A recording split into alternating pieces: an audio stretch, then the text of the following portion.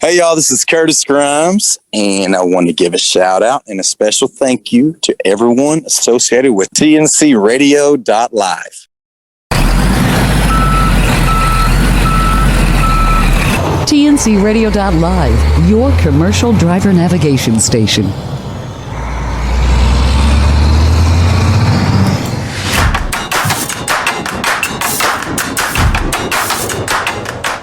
Welcome in TNC Radio.live. This is Clutch Time Sports. And now here are your hosts, Anderson and Banker. Well, thank you, Mr. Tom Kelly. Good evening, truckers, all over this great US of A. I had to say it like that because it's a beautiful night here on a wonderful Wednesday, 7th of December. Christmas is coming in, and I'm excited about it. Bank, are you excited about Christmas? Oh, everything is merry and bright. and by the way, we got to say, shout out to the Canadian truckers and yes, all the truckers, not just the USA truckers out there. Yes, sure. The worldwide reach of TNC Radio.live spans beyond the borders of the USA. Does. So we appreciate any and all of you who might be listening in tonight or this morning, depending where you may be. Who knows? And we do appreciate it. We appreciate you taking that time out to hear us because we like to have fun with sports. And sports is very fun. And I have to start with this. JB did a great job last week of throwing up these awesome theories, but he was right on 2 of the 4. He said, well, what if TCU loses to K-State? What if USC loses to Utah? Now we've got a whole flipping upside down of 3 and 4. And we both agreed that 1 and 2 was a lock, and you were right. I'm sitting on the Friday night, Fox Network. I'm watching this. I'm like, are you kidding me? Is this really going to happen? Is Utah going to beat USC twice? And it did. And they beat the living. They beat them worse this time than they did the first game, Jim. Yeah, they really beat them down. I mean, you kind of felt bad for Caleb Williams. That guy was being held together by duct tape, I think, by the end of the game. You could see he was barely moving by, the final whistle, and they finally just took him out like, dude, there's no reason to keep you out here anymore. But, yeah, I mean, it's easy to play devil's advocate. Sometimes that's the most fun, when you've got all these different scenarios and you're trying to get in the minds of how the College Football Playoff Committee could be looking at things. And, I think, all in all, Ivan, you and I talked about this earlier today, that I think they got it right. I mean, you can't deny the way that USC lost, right? Hurt them to the point where they just had to be out. I mean, you can't give a 2-loss USC team more credit than, say, a 1-loss Ohio State team who jumped up to number 4, whose only loss was against the number 2 team that's actually in the playoff, in Michigan in a rivalry game. And yes, it was at home, and yes, they actually got thoroughly dominated themselves. But what I really liked, and which is actually cool to see, is a team like TCU, who had been undefeated all year, won a bunch of close games, and then ended up losing a close game in a game really that they shouldn't or really didn't need to play against Kansas State. Right. They lose in overtime by 3, and the playoff committee is like, you know what? That one loss in a game that they really probably didn't need to play is still good enough to just keep you where you're at. And as a college football fan, I'm not quite on the highest rung of this fandom level, but to not see an Alabama in the playoff and to see a TCU there instead, I'm so happy to see that. I am ecstatic because the conversation was, if they just automatically throw Alabama in there, that would just be so wrong when TCU worked so hard to get to this point. The one thing I did not like, JB, and you and I were texting back and forth, and I thought that K-State should have jumped from 11 to at least somewhere around 9 or 10 or even 8. But for K-State to win that game and not move at all, I didn't appreciate that one bit. I didn't think that was right. But Michigan took care of Purdue. For a minute, it gave us a little bit of a scare. But man, oh man, I just thought that Ohio State, in the toughness of their schedule, and I think I was texting you, maybe I was texting someone else, but I said, if Michigan needed to beat Ohio State more than Ohio State needed to beat Michigan, because if Michigan had lost to Ohio State in that rivalry game, based off Michigan's schedule, I thought they would have tumbled much further than Ohio State did. So Ohio State is right where they should be. And I know you and I were talking earlier that it'd be really cool to see a Michigan-Ohio State game, but I really would like to see a repeat of last year. I like to see a Georgia-Michigan game to see what can really come out of this situation. Well, you and I both are on the same page as far as stating that Georgia looks pretty unbeatable at this point. Now, barring injuries and everything else, they have absolutely looked like the number one seed and deserved number one seed in this entire playoff. And it's interesting because it's kind of cool to see a couple thoroughbreds like Ohio State and Georgia getting it, to play in this first round with TCU, considerably an underdog against Michigan in the other, and having all these different kind of scenarios. You could see, like you said, that replay of last year's championship game between Georgia and Michigan. You could see a Ohio State Michigan final, which would obviously be great television, and I'm sure ESPN would be more than happy to see that.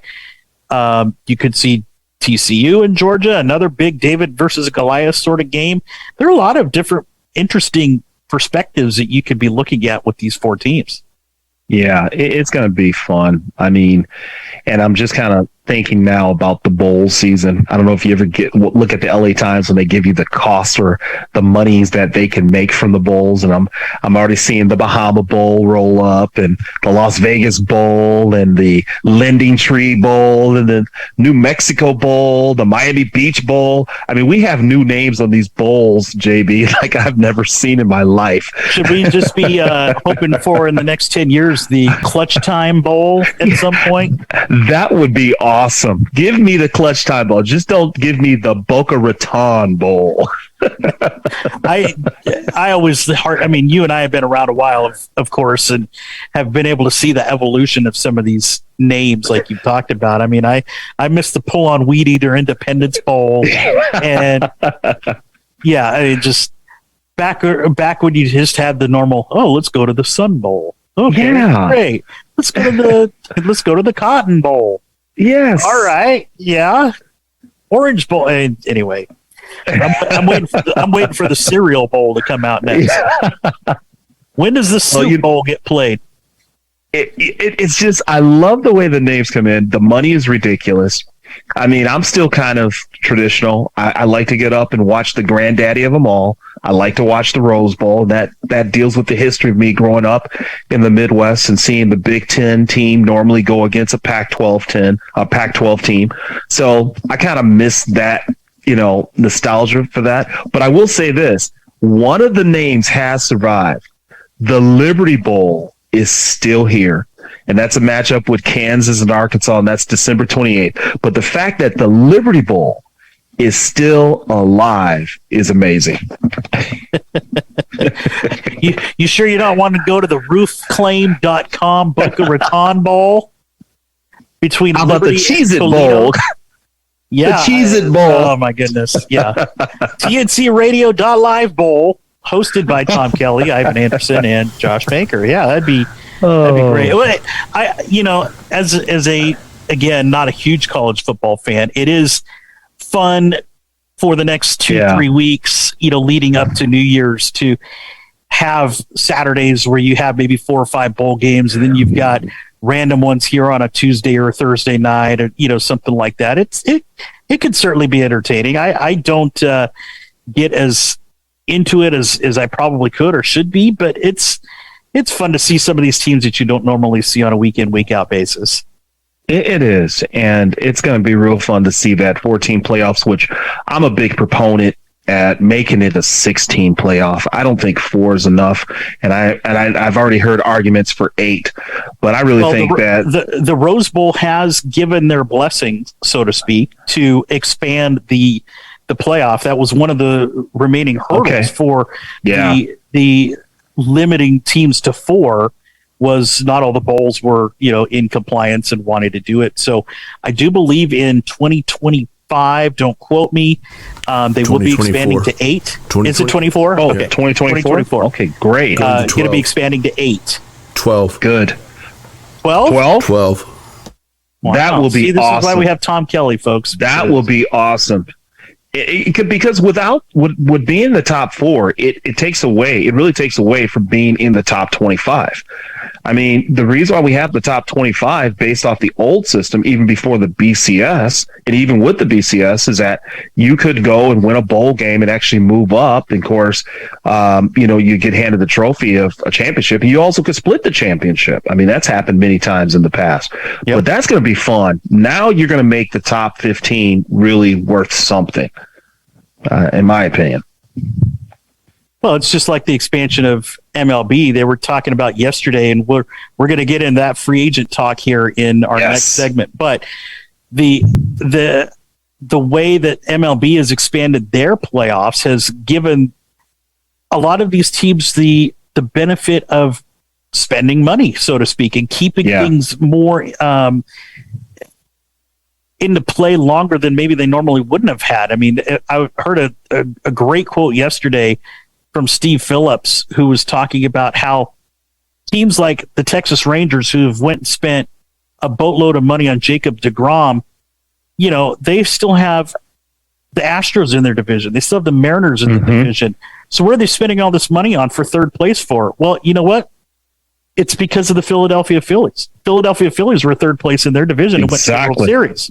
So, as a Texas Rangers fan, you go, look, we've spent basically almost $1 billion between Simeon, Seager, and now Jacob deGrom over the last, 2 off seasons. So, all you do is need to get into third place somewhere and get into a wild card.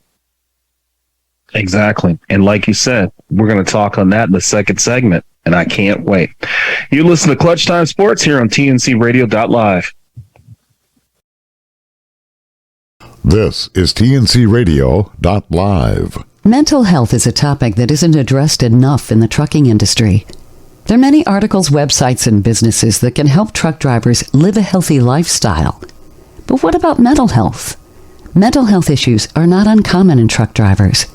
In fact, trucking poses several risk factors when it comes to mental health issues. Lack of sleep, loneliness, stressful work environment, lack of physical activity. Truck driving can be rewarding, but health issues such as sleep apnea, obesity, diabetes, and depression can result from the strains of the job. So how do drivers prevent these health issues? Stress is an unavoidable part of trucking. Trucking allows you to see beautiful parts of the country, but it also puts you in many stressful situations. Driving in traffic in unfamiliar cities creates stress on a driver. There's stress when you're not sure if you're going to be able to deliver your load on time. You also can become stressed when you're away from home for so long. As you can tell, there are plenty of stress triggers when you drive professionally for a living. One of the best ways to reduce stress is by learning how to handle it. I realize it's easier said than done. It takes time and self-discipline. Here are some examples of ways you can reduce stress as a truck driver. Listen to music or a podcast. Start eating healthy. Exercise or stretch. Talk with family and friends. Get good sleep. Plan your trip out. In addition to managing stress, there are other ways you can keep good mental health while on the road. Drivers often portray the image of being tough. Mental health is not a discussion that many truckers are going to have. Communicating your mental health struggles with friends and family, therapists, or other drivers is a good way to work through your mental health struggles. Here's some more ways you can stay mentally healthy when you're on the road. Stay in touch with loved ones. Establish a morning and night routine. Bring a pet on the road. Travel with your spouse. Consider team driving. Bring things on the road to keep you entertained, like a laptop, video games, or TV. Occasionally book a hotel room. It's nice to get out of your truck every once in a while. Mental health is just as important as physical health. Drivers need to prioritize their mental health and take the necessary steps needed to be mentally healthy. It all starts with communicating with someone you trust, managing stress, and taking time out of the day to do something nice for yourself. For more information on mental health in truck drivers, check out Common Mental Health Issues Truck Drivers Face. on the truckersnetwork.net. Thanks for listening. Building Strong Minds with Dr. Christopher Kortman every Monday at 7 p.m. Eastern Time.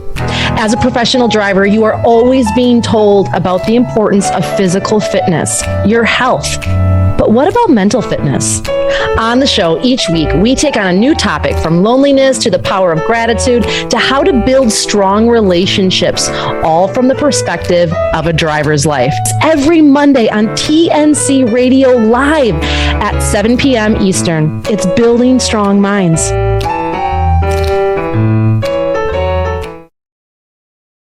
You got it. Welcome back in. TNC Radio.live, not broadcasting live from the baseball winter meetings in San Diego, California, but we still have Paul Harvey for you. The rest of the story. Every day somebody breaks a record or makes one up to be broken.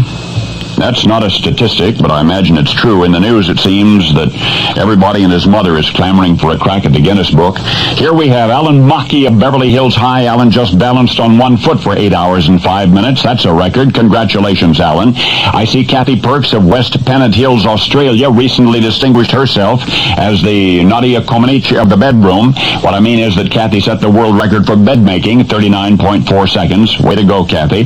Now, I wonder how many professional athletes, I wonder how many of them shudder when they hear of these silly achievements, because for them, record setting is bread and butter. It governs their status and their paycheck, and for a professional athlete, it determines his bargaining power when contracts come up for renewal, and besides, nobody wants a mediocre athlete to do a television commercial.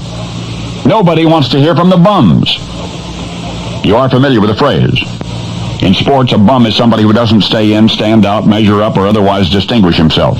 The quarterback with the rubber arm, the boxer with the glass jaw, nobody ever hears from them. Well, we're going to correct that. Name a sport, any sport. Baseball? All right, baseball.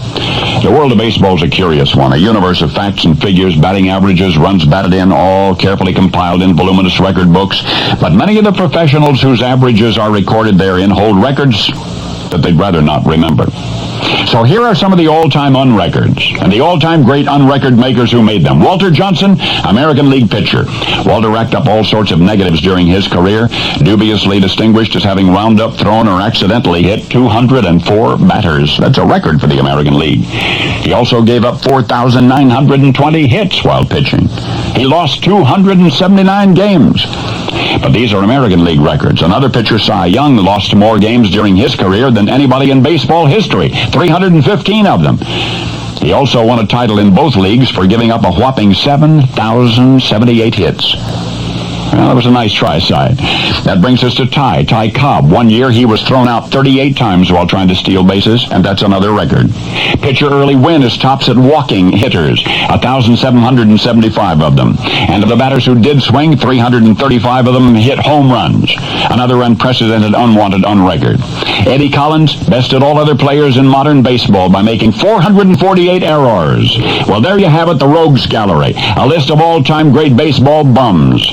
And yet, despite having racked up some of the game's most unmentionable achievements, none of these bumblers was ever fired from his job, not one. Each of them, along with Babe Ruth, who also suffered more strikeouts than anybody, each of them to this day, in addition to the records for poor play, each and all have one more thing in common.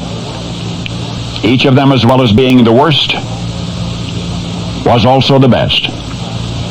Each of the names I've mentioned holds records on both ends for each and every one of these bums is a member in good standing of baseball's most honored fraternity. Each of those names is enshrined forever in baseball's Hall of Fame. And now you know the rest of the story. That was awesome. Can we replay the part just so I could hear him say the word error again? Error. You know, like two or three more times. Errors. Error. Hey. But yes, I 100% agree with you, Ivan. It's a great segue too into leading into this winter meetings frenzy that we're I don't even know that we're maybe halfway done with at this point, because there's still a bunch of marquee names out there. But obviously, top of the list, Aaron Judge, 9 years, $360 million. You can see my little pinky finger, I'm sure, in your mind. I absolutely. And he deserves it. I mean, what they try to offer him, JB, before, 7 years, $213.5 million. And then this is the problem I have with the Yankees. I'm a Yankee fan. Been it since I was a kid. But what I dislike about management, they did it to Jeter. They tried to do it. You name the player. I mean, I get so angry at what they try to do, these guys. When nobody knew about what was going on behind the scenes. And what they try to do was turn the fans against him completely by disclosing what they had offered, and he turned it down. So I'm glad he got his 9 years, his $40 million, which actually makes him the highest, as they call it, the highest average annual salary player. So I like it. Well, as far as a positional player is concerned, because yes, both Justin Verlander, who's now signed with the New York Mets for 2 years, $86 million, is going to get $43 million over the next 2 years, and even his teammate Max Scherzer is getting $43 million as well this next season. I mean, the Mets are going to have two pitchers, no less, right, 38 years or older, making $43 million a year this season. I think that's smart. I have no problem. We're in the wrong that. profession. That's all I know. Well, for American sports, we've always said Major League Baseball is the richest. I mean, it's the richest sport in the United States. I mean, a bad contract is $60 million. That's a bad contract. And I would say maybe a caveat to that: the richest sport for players. Yes, the NBA is catching up. I would say the NFL is such a short shelf life for players that it's hard to get, obviously, a 9-year contract for $360 million for any player. But you're right. I mean, you're really playing 6 months out of the year with baseball, and that's just the regular season. You're not counting spring training. You're not counting really playoffs, sub-playoffs. But yeah, it's interesting. I really I love this time of year. Never do you really think of December and baseball all the time, but now that the winter meetings are actually back for the first time in person since COVID, you're seeing the frenzy that you haven't had over the last few years, because obviously teams were so unsure of what kind of money was going to be coming in and what the status of each season was going to be and everything else. So it's really interesting. Carlos Correa is still out there. Ooh. Tom, I know you're sitting back there listening, thinking to yourself, this is you mentioned this off air as well, but having the Mets get Verlander, great deal for both of them. Obviously, you guys got Jose Abreu there in Houston now. Mm-hmm. I mean, it's still interesting to see the Astros sitting back there going, all right, everybody else come at us. We're still right here. That's right. And, at this point, I think the Astros are making the right play. And you have to say that, too, when you look at the history of the Astros over the last 7 or 8 years. I'm going back even to when they were losing 100 games a year. This is all part of that plan. And to be able to do what they're doing now, so far, they haven't been wrong. Oh, no, we're going to lose Springer. We're going to take a dive with Springer gone. We're never going to make it. His name's Abreu. or Jordan Alvarez or whoever. I mean, there's always Kyle Tucker getting more playing time. It is not. They've not been wrong. Once they're wrong, we can all say, "See, you did it all wrong." But what did they do in the meantime? They won 2 World Series. Right. So so far, there's and they've won the American League Championship how many times, or at least played in the game? Last 6 years in a row, and how many times do they have to do it to go, okay, these guys have done the division correctly. How much do you want to pay per home run, per strikeout, per run scored? and we're going to pay that much, and that's what we think we're going to get out of it, and that's what we think we're going to need to win. And if we're right, we're right, and we go to the World Series. And if we're wrong, we're wrong. But so far, they haven't been wrong.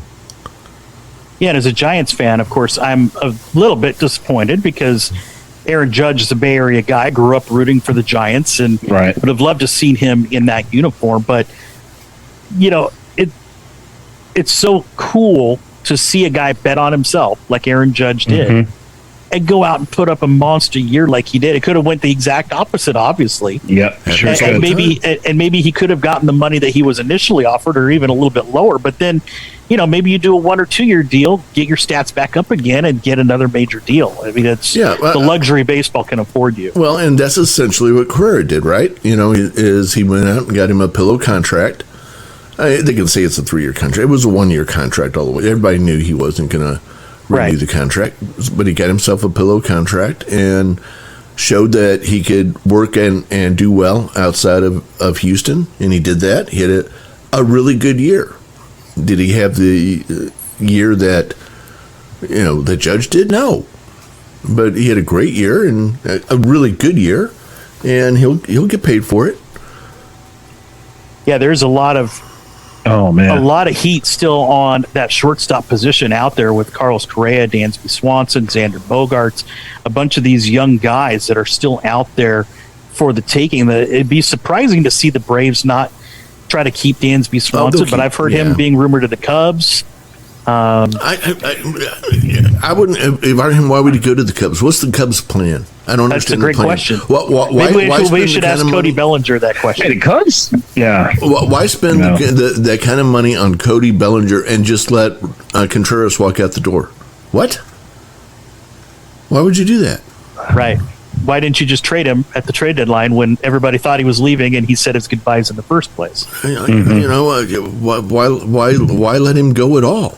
If you've got the money, and clearly you do, why would you spend it on somebody, you know, who an outfielder? Yeah, whose number one fame is claim to fame is that you know, he did a stint with Yelich, and so they could do Yelly and Belly. You know, it's I don't know. I don't. Well, and this is why I love baseball, because you have so many different franchises with such long history, and the Cubs obviously are one of those. And they're called the laughable losers for a reason. There's just something about that franchise that they just do deals sometimes that don't make sense, and they never will make sense. It feels like. Right. Well, and every once in a while you'll get a run like they did in 2017, I believe it was, when they went to and won the World Series finally. But after that, they've been non-existent. Right. Well, you know, it's the Cubs, of course, have been a part of some of the greatest faux pas in history when it comes to trades and signings and all of that kind of stuff. Which is funny because you mentioned Wilson Contreras, who goes from the Cubs to their absolute biggest rival in baseball, the St. Louis Cardinals, and he gets to be the Yadier Molina replacement, which I think was absolutely brilliant on behalf of the Cardinals. Incredible. We got to go to break here in just a minute, but let me ask you guys this. Do you know the name Ernie Broglio? I do not know who Ernie Broglio is. Neither one? Nope.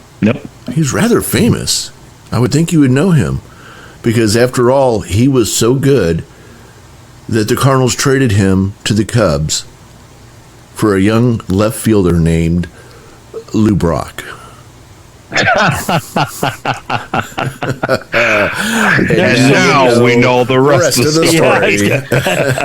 I was going to say we can spend a whole hour on trades like that. Well, for sure. The Cubs are just famous for it. You know, the Cubs and the Red Sox both, but you know, especially. I just find it so horribly ironic that Contreras, who was supposed to be traded by the Cubs to somebody, ends up signing a free agent deal with St. Louis. They had a deal here. What did he get on that free agency? What did he get on that?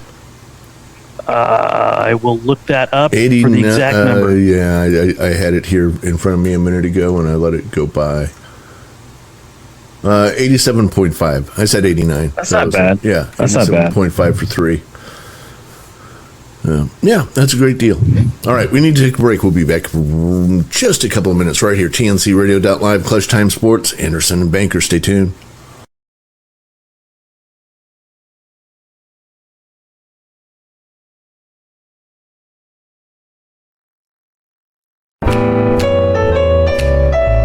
I'm Hope Savara. Join us on TNCRadio.live at 7 p.m. Eastern with Building Strong Minds with your host, Dr. Christopher Kortman.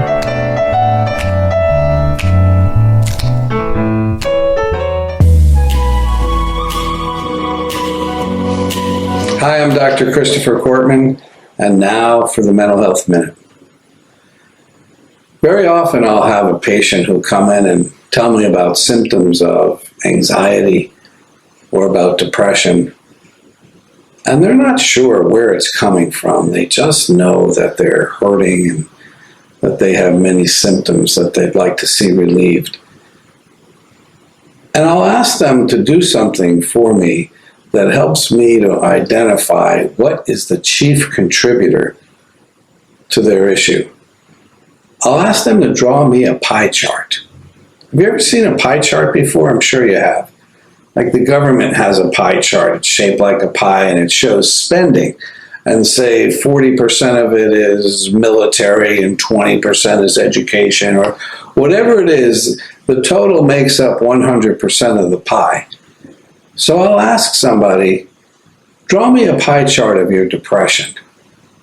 Or how about a pie chart that says, I am your anxiety? Where is the anxiety coming from? And it's fascinating to see the results because people will often draw a giant slice that has to do with their work or their relationship or something from the past that they can't seem to get over. But that gives me the clue to know where to go to help them to finally heal. Or something from the past that they can't seem to get over. But that gives me the clue to know where to go to help them to finally heal. Try it. Clue to know where to go to help them to finally heal. Try it. The clue to know where to go to help them to finally heal. Try it.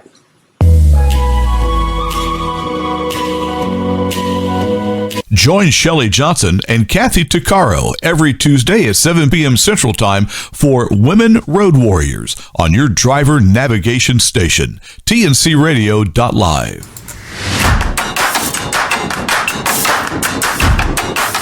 All right, welcome back in. TNCRadio.live. This is Clutch Time Sports. Anderson and Banker. Well, thank you very much, Mr. Kelly. Also, folks, please don't forget to go out and look at us on Twitter and on Instagram. We keep the same name, Clutch Time TNC. Go ahead and follow us. We try to put things out there that are exciting. This is our wonderful, wonderful third segment. I like this segment because my boy's got some stuff to tell me. And this time, I absolutely have no idea what he's going to talk about.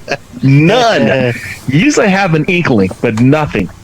But I must say, that's because in the last 4 years, we won. Trey Rangs. Ding, ding, ding. I just do sound effects for us and stuff. That's the Trey Rangs clanging together. All right. Well, again, if you're just joining us for the first time, you should have joined us, several months ago. We're happy that you're here, though, and hope you continue to listen. So, Trey Rangs, a segment that just focuses on 3 stories that made us either laugh or smile, made us feel good about the world of sports this week. So, Ivan, I'm sure you're totally ready for some college soccer, right? College soccer? Of course, right here on TNC Radio. Live. So, congrats to Julianne Sitch, who just became the first woman to coach a men's soccer program to an NCAA championship as she led the University of Chicago past Williams College 2-0 in the NCAA Division III title game last Saturday. Sitch, who formerly played at DePaul and for the NWSL's Chicago Red Stars, took the top-seeded Maroons, and by the way, anytime I hear the word Maroons, it reminds me of Bugs Bunny, to a 22-0-1 record in her first year as coach. It's the first NCAA men's soccer title in the program's history, and in a year which they set the school record for wins. Sitch, along with NYU head coach Kim Wyant, is one of only 2 women coaching a men's team in Division III, and in her first season, she is national champion in Division III. How cool is that? That is way cool, and I saw them throw the bucket of Gatorade on her. That's a good Trey Rangs, my man. That was pretty awesome. Yeah, and as we get into this next segment, or this next story here on Trey Rangs, we always invite you to go online, any major sports website, and check out some of these stories or highlights, because this next one is pretty darn cool as well. So how about some more college sports? One that I know is close to my heart and your wife's heart, Mr. Anderson. How about some women's college volleyball? Yes. So how does women's volleyball and men's basketball all get rolled into one? Well, Houston volleyball star Kate Georgiadis helped keep a rally going in their team's win over South Dakota in the NCAA tournament by going full superwoman leap to save a ball that had her sprawling through an auxiliary media table that was set up just behind the court. Georgiadis, the American Athletic Conference Libero of the Year in 2021, went viral Friday. Look it up. It is a freaking awesome play with her amazing save. And if you haven't seen it, again, please do yourself a favor by looking it up. So what does this have to do with men's basketball, you ask? So after his team's 65-56 win over Oregon on Sunday, UCLA men's basketball coach Mick Cronin showed the clip of Georgiadis' dive to his team, highlighting her superhuman effort. And then Cronin said, I've got guys who won't take a charge. And she's all out Pete Rose out here, all out on that table. It's the best play I've ever seen in any sport. Cronin then said Georgiadis could have a grad assistant role on his staff if she ever wants to help coach basketball. So congratulations, Kate Georgiadis. I mean, did you see that play? Is that what you were saying? It was awesome.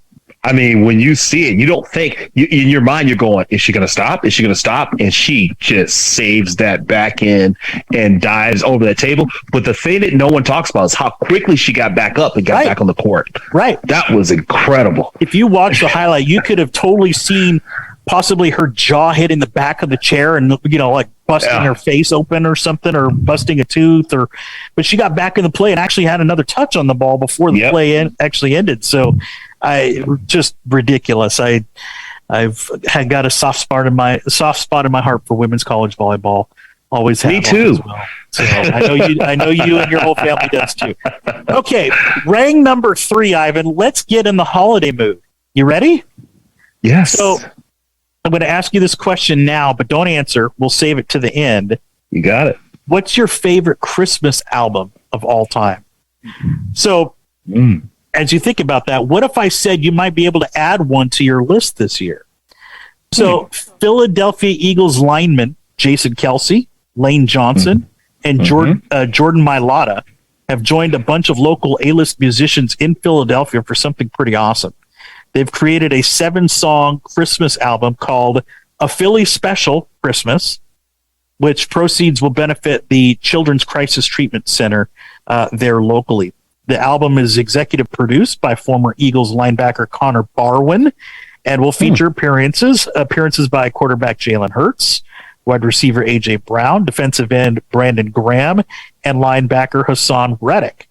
Their legendary play-by-play announcer Merrill Reese will even offer a voice rendition of The Nightmare Before Christmas. And if you go on TikTok, Twitter, Instagram, wherever you can find these clips, I actually saw them on ESPN. Yeah, hearing them sing Blue Christmas with a country/Elvis twang to it, they did a pretty freaking good job, if I do say so myself. So go out and check out a Philly special Christmas if you're looking to get in the holiday mood with some more Christmas music this year. I was watching the Philly game on mute because my daughter had some homework, and I was wondering why I saw these guys in the studio, and I was kind of cracking up. Like, I have no idea what's going on, but I see them in the studio, and I start, reckoning back to the what was it, the Chicago Bears and the Super Bowl shuffle. Yeah, the Super Bowl shuffle. So, I mean, many teams have done this, but this sounds like it was a good one, and it sounds like they actually have some voices to carry some notes. And it's done pretty professionally from what I've seen and heard. I mean, it's pretty awesome. I love hearing stories like that, especially around the holidays, to see that, big guys that you would not maybe imagine as quote unquote teddy bears getting out there and doing stuff for charity like this. This is exactly the reason why we wanted a sports show in the first place, Ivan, right? Yes. Is to highlight stories like Yes. It's fun. And that's Trey Rings for the night. Yes. Trey Rings. So I'll go back. I mean, I know this is not a sports question, but I mean, we're talking football and music. So I'll go back to that question I asked you before. And Tom, if you'd like to chime in as well, do you have a favorite Christmas album of all time? Sing Along Mitch Miller. Okay. Yeah. I mean, it goes back to my childhood. It was the one that was always playing on Christmas morning, and just fun songs. I mean, it brings back lots of good memories. I can't argue with that one. That's really hard because I have a bunch of them. I mean, the Winans, which is a gospel group, they did a great Christmas album in the early 2000s. Stephen Curtis Chapman did a great Christmas album in the 2000s. Very good, yep. Wow, it's really hard to say. It's really hard. I don't know that I could say that I have a favorite one. Yeah. I mean, Mariah Carey's Christmas is always kind of a popular one, at least over the last 20, 25 years. But I will say pre-COVID, I was able to go out to see my brother and his family for Christmas time, and we actually got to see Amy Grant and Michael W. Smith in concert for Christmas while we were out there. And if you're looking for more Christmas music, they had a special guest. His name was Mark Martell, and he did a lot of the voice singing stuff for the Bohemian Rhapsody movie about Queen a few years back. So if you ever wanted to know what Queen would sound like doing Christmas music, go listen to his Christmas albums. They're fantastic. Wow. Good stuff. Mark Martell. I'm plugging him online tonight. I know I'm not going to get any royalties out of it, but you're welcome, Mr. Martell. Everybody has their Christmas songs, and I'm still a old-fashioned guy with Nat King Cole and the Christmas song. Chestnuts roasted. I like his version, and I don't know, I enjoy that. And of course, Oh Holy Night with I can't think of the guy's name now, but everybody has their version. So yeah, I don't have a album myself. I just like different artists that sing certain songs. I've already had a couple of different Christmas parties that I've attended, if you can believe it. We're only like the first full week in December right now, but I've had a couple of trivia contests that have come through these Christmas parties. Do you know what the most recorded Christmas song is? Let me guess. Most recorded Christmas song would be what's the If the Fates Bring Us Together next year. I can't think of it. I you know what I'm talking about. Do you know what I'm talking about? I don't know what you're talking about, but I'm just talking about original Christmas songs. White Christmas. Yeah, it is not White Christmas, but I will give you the answer after this next break. You're listening to Clutch Time Sports on TNC Radio.live.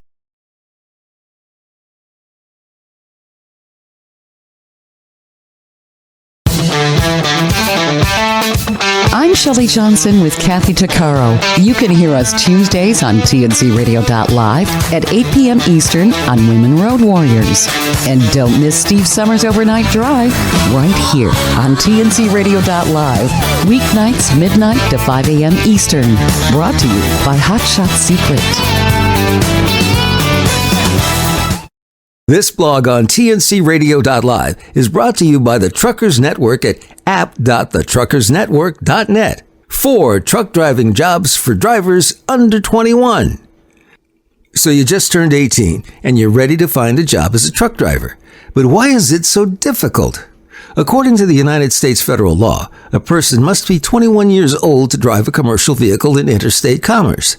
Although you can obtain a CDL by the age of 18, you'll be limited to driving intrastate, and most trucking companies only hire drivers who are 21 years old or older.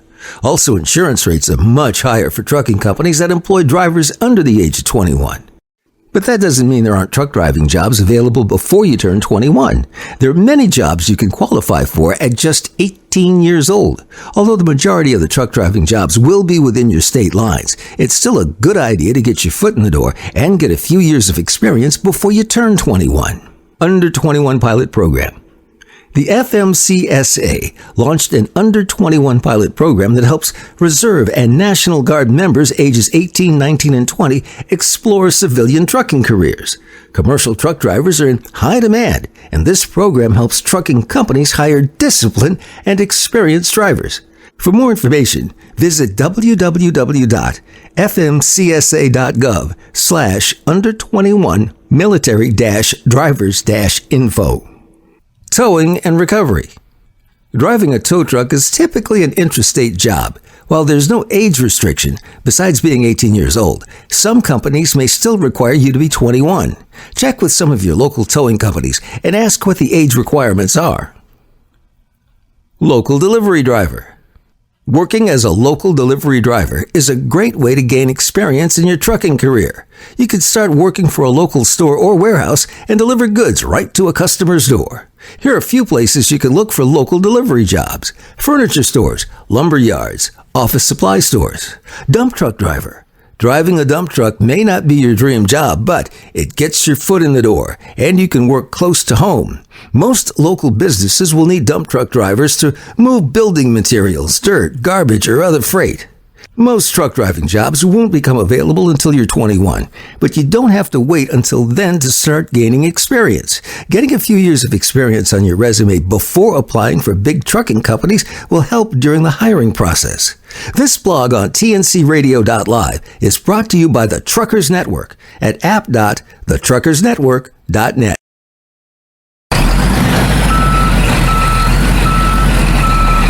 You're listening to tncradio.live. Remember to tune in to the Truckers Network radio show with Shelley Johnson weekdays at 3 p.m. Central, 4 p.m. Eastern.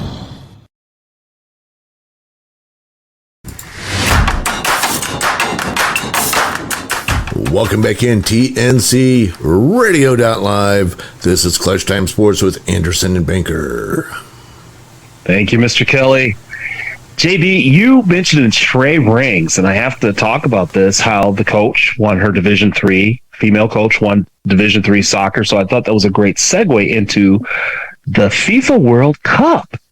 It has been an exciting World Cup, and the round of 16 has been really fun to watch. It has been. You're right, it has been, but I think we'd be remiss if I didn't give the answer to the question that I had asked right before a break.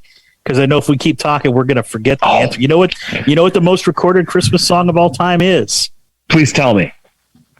Son. I knew it. I knew it. Okay. But yes, FIFA. There's some silent nights happening in Spain and the U.S. and Japan, Croatia.